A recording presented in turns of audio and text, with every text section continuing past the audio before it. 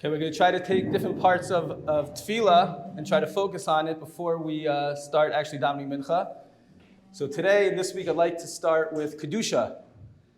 The pasuk in this week's parsha, Perach of Beis, pasuk Lamed Beis, Leiv, from the heart, V'nikdashti, B'soch B'nei Yisrael. There's a mitzvah of Kiddush Hashem. And the Mishabura writes in Siman Kuf Chaf Hey that when we recite Kedushah every day in our the Chazar Sashatz, and we have in mind that we're bringing Hashem's presence into the world, we're declaring that Hashem is here and we're going to represent the values of what Hashem wants to bring holiness into the world, we actually fulfill the mitzvah d'oraisa of Kiddush Hashem as we recite Kedushah on a daily basis. The Torah writes in Siman Kuf Chav Daled that one of the reasons for the institution of Chazar Sashatz is so that we could say Kedushah. That's how important it is to say Kedushah as an extra plus when we daven with a minyan, that we're able to say Kedushah, and we should have in mind, the Mishabura writes, that we're fulfilling this mitzvah of V'nikdashi B'soch B'nei Yisrael.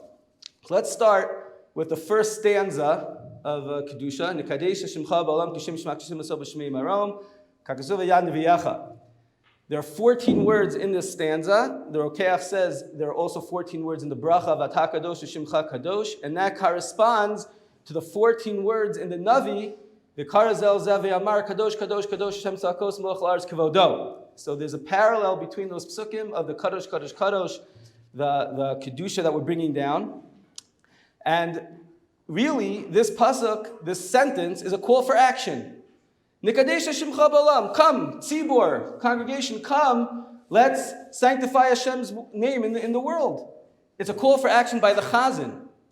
Nothing to do with us. And that's why the Shulchan Aruch writes, in Siman Kuf Chav Hey, that only the Shliach Tzibor says it. No one else says it.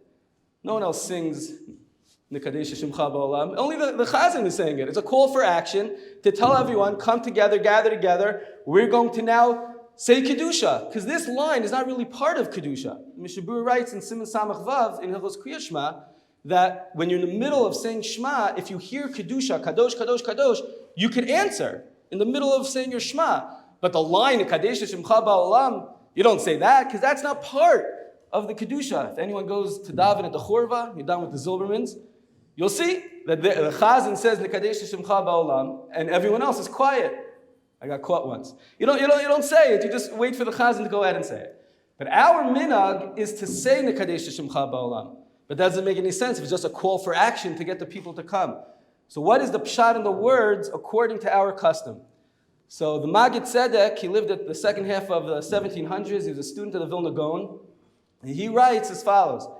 He says, the Gemara says in Maseches Pesachim and Daf Nun, that at the end of days, nowadays when we see Hashem's name that's spelled Yud and Hey and Vav and Hey, we don't pronounce it the way it's written. We pronounce it Aleph, Dalet, and Nun and Yud.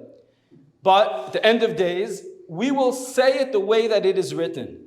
Why? Rav Dessler explains in Michtav Melio, because at the end of days, we'll be able to appreciate the Yud and the Hey and the Vav and the Hey, that Hashem is the Havaya, Hashem is the only existence that exists in the world. It's all Hashem. We don't see that now. We see it as people and God and base medreshes and stores. We don't see it as everything being Hashem. So we can't pronounce the word in the way that it is.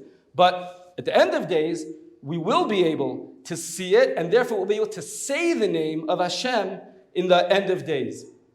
The Malachim, the angels, they see the world the way it's supposed to be. And in their mind, they see that everything is really Hashem. So he explains what we are saying is as follows. Nikadesh Shemcha Ba'olam. It's a tefillah for the future. The word Nikadesh is plural. It's not a call for action right now to say Kedushah. We're saying that it's a tefillah, that we want to be able to be Mekadesh, the name of Hashem in this world. We want to be able to recite the name of Hashem in this world the way it's supposed to be. Like the angels who are above and are able to see that the whole entire world is really just the existence of God. We want to be able to do that also. So it's really a tefillah for the future. So as we say Kedushah today, and we have that opportunity to be Mekadesh Shemayim, to fulfill the mitzvah d'oraisa of Kiddush Hashem, we should also have in mind when we say that first sentence, a tefillah for the future, that we should be able to get to the point that all of us are able to appreciate a God's existence at every moment, that He's the only existence, and that we'll be able to say the name like the angels are able to say every single day in their Kedushah.